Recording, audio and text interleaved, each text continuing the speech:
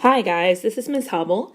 Today we're going to be talking about how to solve word problems. In my 4th and 5th grade classes, I really like using the cubes strategy. It's a great strategy for word problems. Let's take a look at the steps here. We always start with C. We have to circle all the important numbers in the problem. Then U, we underline the question that they're asking. Sometimes it's a command, like a task. So we underline what it is they want us to figure out. Then we go back and we box in any clue or key math words. We're looking for all those mathy clues that help us know what to do. And then E, we look through again. We see if there's any unnecessary information that we can just eliminate. And then we evaluate. Basically, we interpret the problem. What is it we need to do? And then last, S, we're going to solve it. And then just make sure it makes good sense. Okay? So let's take a look at 3 word problems today. Here's the first one I've chosen for us. Dan and his 4 friends, want to share the cost of a meal equally. They ordered 2 large pizzas and 5 small drinks. If they leave a tip of $6.30, how much does each person pay? All right, so let's do our cubes strategy. We need to circle all the important numbers. And they are so tricky right here because it make it look like it's 4 people, but isn't it really 5 people because Dan and his friends makes 5 people. So tricky. They want to share the cost equally. They order 2 large pizzas. That's an important number. 5 small drinks. That's an important number. I'm also including the units. Note that. They leave a tip of $6.30. That's important. Okay, now where is our question? How much does each person pay? Because we underline the question. Now we're going to go back and we're going to look for any important mathy clue words. One I saw was and, because when I see and, I think add. You had to add Dan to his 4 friends to get 5 people. I saw one. It was share equally. When I see share equally in a word problem, I know that you're splitting it into equal groups. Anytime you share or split a number into equal groupings, that's a division problem. So I definitely noticed that when I was reading it. Look here. I see and again, so we might have to add the price of the pizzas to the price of the drinks. And I saw each is a mathy clue word. My students and I know that when we say each, it's usually either multiply or divide because each usually talks about groups. We're either making more groups or splitting into groups, something like that. So I saw lots of clue words there. Now I need to take this word problem and I need to start to make it into an expression. An expression just means basically a problem with no equal sign. Like, what is it? How are we going to solve the problem? Okay, so let's see. I need to figure out how much it's going to cost first. That's really important. So it says they ordered 2 large pizzas. So I know I'm going to have to buy 2 large pizzas, and they both cost $12. It looks like we didn't circle it earlier, so I'm going to go circle it now. A large pizza costs $12. So 2 large pizzas, so that's 2 each. Each means multiply, 2 times 12. I know that they're going to buy 5 small drinks. So let's go over here to my chart. We didn't circle the price of a small drink. It looks like we're not going to need small pizzas or large drinks. That would have been eliminate the unnecessary information. So let's do that now too. So I know I'm going to have 5 small drinks. So that's 5 drinks times the price is $1.50 a piece, 1.5. I saw and was my clue word. I know I need to put these together. Anytime I want to do something first, I put parentheses around it. So I'm going to put parentheses around my 2 large pizzas for $12. I'm going to put parentheses around my 5 small drinks for $1.50 a piece. And I'm going to add those together. Am I done? I don't know. Let's look at the problem again. It says they left a tip of $6.30. If they leave a tip, that's more money. So I need to add on more to the cost. So I put my plus sign and we're going to add on $6.30 or 6.3. It wants to know how much each person pays. They're going to share it. So we need to take this entire amount, that entire cost we just figured out, and we're going to have to split it up for 5 people. So we're going to have to put brackets here around this whole entire cost of the meal. And then we're going to take that whole entire cost once we figured it out, and we're going to divide it for 5 people. That'll tell how much each person is going to pay. Okay? So at this point, once I have this whole thing out, I'd need to know how to solve this expression or interpret this expression. I'm going to need to use the order of operations. So I have here for you my little PEMDAS chart. PEMDAS tells me the order in which I have to solve a difficult math expression. You start with the parentheses. You do any exponents next. Then you'll do any multiplication and division in order from left to right. Then you'll do any addition and subtraction in order from left to right. So keeping that order of operations in mind, let's try to use that order of operations to solve my problem. Okay? So I know that P stands for parentheses. I need to start with the parentheses. Well, I have these brackets, but I have parentheses within them. So I'm going to start with that.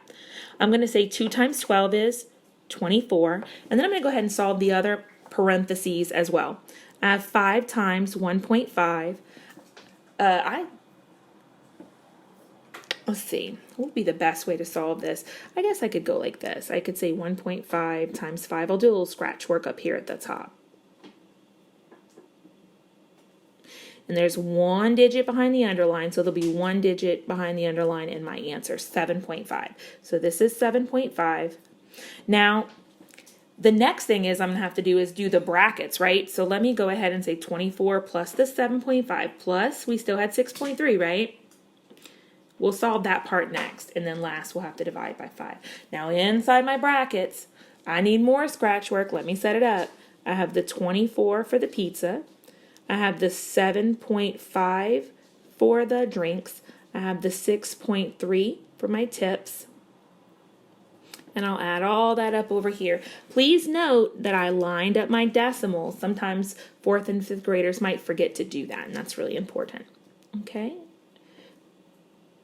Alrighty. I think I have all of this is going to be 37.8. And then I have still divided by 5. I could set that up for a long division problem. It looks like, unfortunately, I've run out of room. My goodness. I suppose I could fit it in over here. 37.8 divided by the 5. 7 times 5 is 35, right? And then I subtract, bring down. Wherever the decimal is in my dividend, that's where it goes up here. 5 times 5 is 25. Minus is 3. I bring down a 0. Oh, I'm running out of room. 5 goes into 36 times. Exactly. Okay, so I have 7.56. I'm glad it came out nice and evenly, because with money, you can only have 2 digits behind the decimal. It looks like him and his buddies are going to pay $7.56. Now, we have to decide if that even sounds reasonable. 5 friends, they go out, they spend about $8 a friend. That sounds about right. And I know that 37.8 is about 40, and 40 divided by 5 would be 8, so 7.56 is a nice, reasonable quotient for my division problem. Okay? Keeping that order of operations in mind, let's go try another. I thought this was a cool one. Keisha bought a new pair of skis. Cube strategy, $450. Circle your important numbers. She made a payment of $120, got a discount of $40. Her mother paid half of the balance. And here's my underline the question. How much does Keisha have left to pay? Okay, we circled the important numbers. We underlined the question. Now let's go back and box in all our mathy clues. Payment, when you pay on something, you have less to pay. So we're going to have to subtract that from the balance. Payment lets me know I'm going to subtract that. Then it says a discount. Oh, when you take off of a price, a discount, that's a subtract too. So that's an important clue. Her mother paid half the balance. Paid, that deducts from the total too. That's another subtract, isn't it? And then how much does she have left? When I see have left, I know that that is a subtract. Probably a lot of subtracting going on here. Let's see if we can figure this out. We have to eliminate any unimportant information. I actually don't think there's anything unnecessary here. I think we're going to use everything. So now it's just time to evaluate. Let's make that expression to figure out what it is we need to do. That's what evaluate means. I do know we're going to start with $450. So let's put that down first. Check. She paid $120, so I know I need to subtract $120.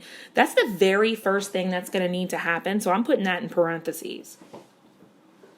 Then she got a student discount of $40, so let's subtract the $40.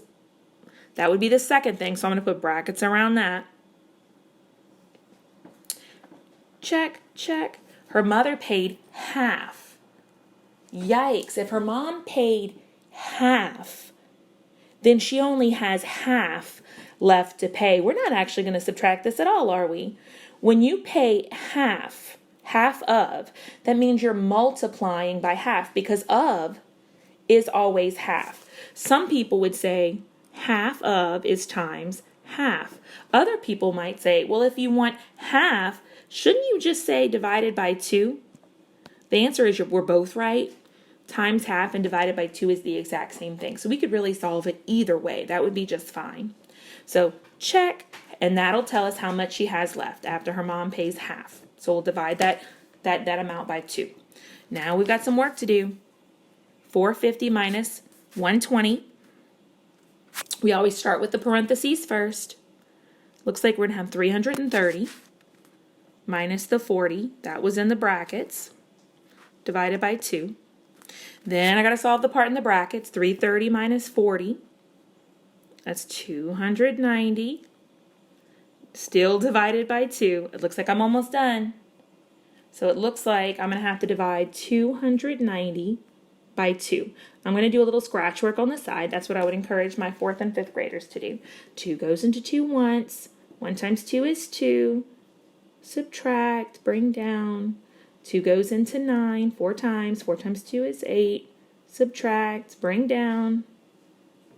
2 goes into 10 exactly 5 times. I don't even need to go any farther because I know I'm not going to have a remainder. So that looks like it's 145. Now, what are my units? Go back to the question. I always tell my students to go back to the question to figure out what the units are going to be. How much what does Keisha have left to pay? How much money? We were dealing in dollars, so dollars are my units. And dollars are like the one unit where you put the unit in front. Usually we write the units behind the number, but in the case of cash, we put the dollar sign in front. Way to go.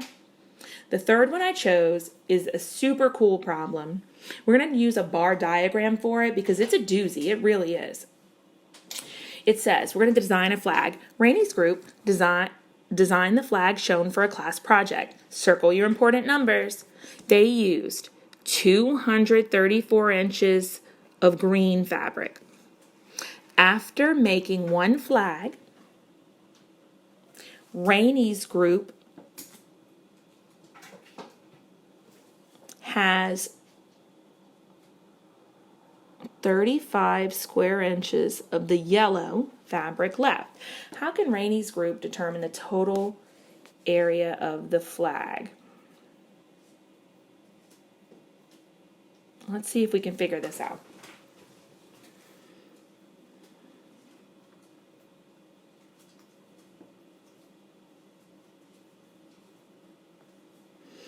It looks like on this flag, let's look at the green first. It looks like for the green, we used 234 square inches of the green. I'm going to put a little G below it so I don't get confused. Let's see what else we have. Oh, I forgot to underline my question. Any important math clues? Total area is a definite clue there. I think green and yellow, that was important. I need to know what was what, right? These things here, I'm going to need these too, so I'm going to circle those important numbers. All right. 234 was the amount I used of green. it says we used 3 times as much green as yellow. So that means that for yellow over here, 3 times as much green as yellow. So the green is actually 3 times larger than the yellow. That means the yellow is going to be 234 divided by 3, because the green was 3 times larger. Now let's see what else. It says that we use twice as much green as orange. So let's do my orange now. Twice as much green as orange. Well, green was 234, and that was twice as much as the orange. So we're going to divide by 2. We wanted the total area. So if I put together the green fabric right here, and the yellow fabric right here, and the orange fabric right here, that should give me the total area of the total fabric. This whole bar represents the total area of the flag. Well, how can I figure that out? There's 3 problems right here in my bar diagram, and if I figure out all the parts, I can add them together to come up with my total. Let's make this into an expression. I know I have 234 for the green, plus, we're adding them together to get the total area, 234 divided by the 3, plus, putting parentheses around all the parts, right? 234, whoa, going down the side, divided by 2, and that's going to help me solve my problem. Now, I always start with the parentheses first, right? So I'm going to say 234 divided by 3. That would be 78. Thank you, Siri. Then I'm going to do my 234 divided by 2. 234 divided by 2. The answer is 117. Now let's see what we had. We had 234 plus the 78 plus the 117. That's our last part to solve. 234 plus 78 plus 117. The answer is 429. Now, what are my units? I always have to go back to the question to figure out what my units are. They wanted to know what was the total area, and they measured area in square inches according to the things I circled. So I'm going to say this is 429 square inches.